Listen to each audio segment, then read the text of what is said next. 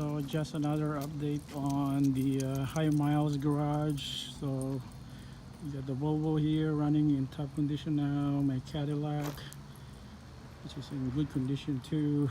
Minor fixes to be done, but not so urgent.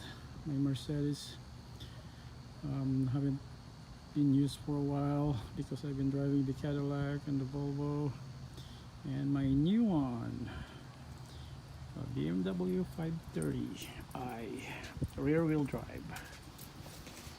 Yep, black and black. So I'm gonna be fixing minor stuff on this one. I just fixed the vanos issue, which is pretty interesting, like what the problem is. It's actually pretty weird. And then I have to fix the headlight for this. It's really dirty, so it needs cleaning. And the grill, I don't know if I could do a super glue on this, but I'll probably buy a new one.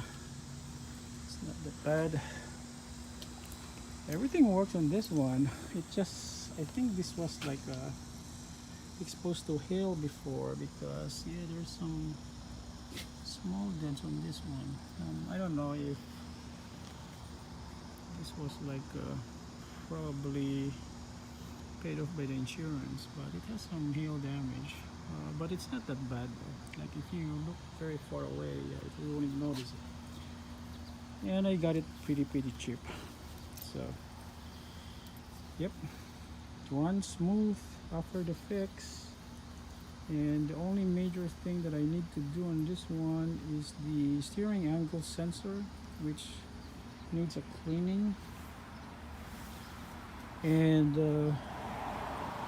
I have to fix the battery connection at the back, because there's a, what they call that, a battery safety module that connects to the airbag. Somehow when they try to disconnect stuff there, that got disconnected too. So I'm trying to figure out what's the proper way to do that. I need some documentation on how it's connected. I cannot like just plug things up there. And then the other one is the brake sensor, which actually lights up on the dash. I need to find which side of the rear wheel has that stuff. So yeah, my dog is complaining. So I need to probably buy a sensor for that, put that in the brakes. I think the last brake job for that, the guy probably doesn't know. They just like disconnected it. I could probably short out the sensor for that if I don't need to buy one, but the sensor is pretty cheap. It's like 12 bucks. So yep, it has navigation too, which is pretty good.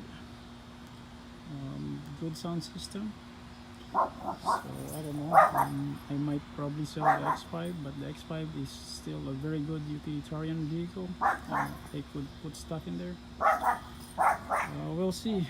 Either the Mercedes too.